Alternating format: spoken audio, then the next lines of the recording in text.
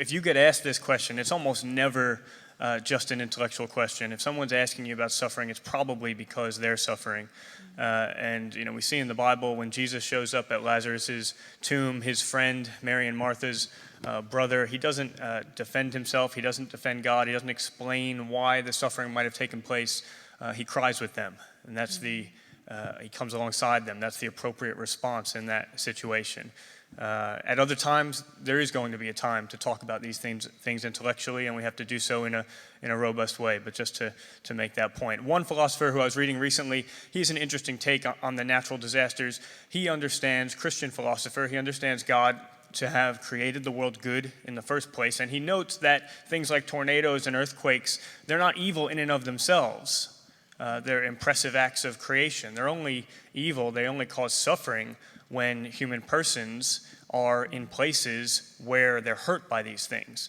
And his understanding is that, in fact, God created the world good in the first place, and he protected human persons from these things.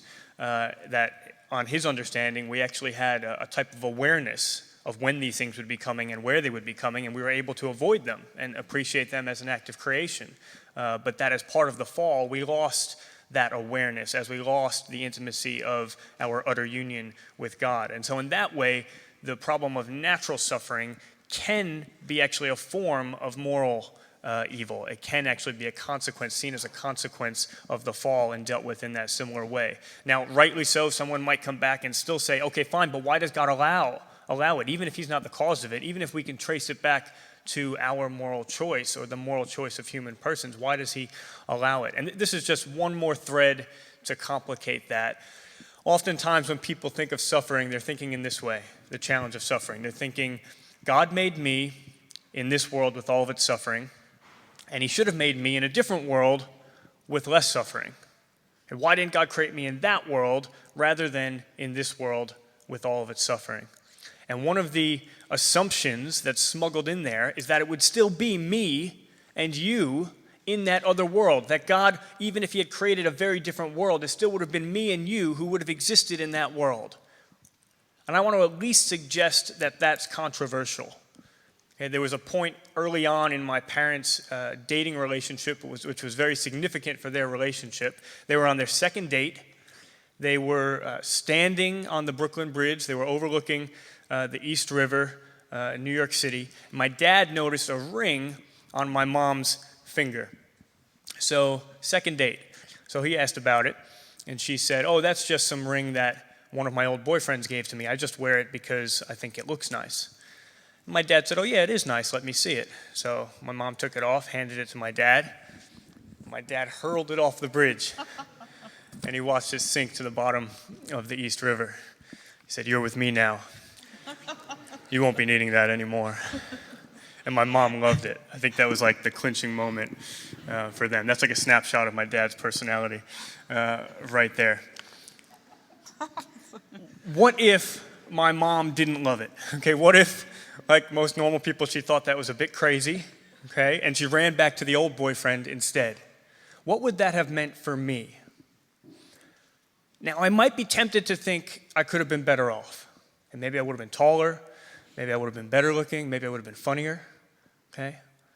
But actually, maybe that's the wrong way to think about things. If my mom had wound up with her old boyfriend rather than my dad, it's not me that would have come to exist.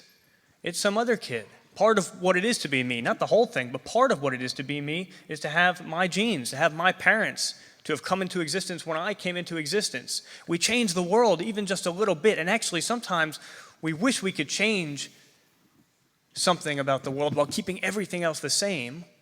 But when we think it through, sometimes changing even little things has knock-on effects and changes things really radically.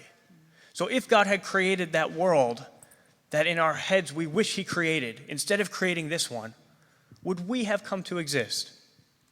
You and me and our friends and our family members. And what if it's the case that God chose people before the creation of the world, that he loved you and me individually before the world, and he wanted to create a world that would allow us to come into existence and be offered relationship with him? Okay, I'm not saying that you have to believe everything I just said or exactly what you should make of those conclusions, but it's just one more thread to say, actually, this question is more complicated than we often assume. We think God should have created a different world and that we would have been better off in it.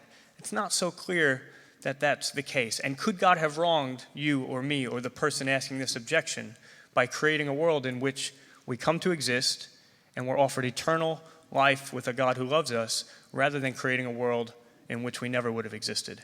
That's just one more thing to think about.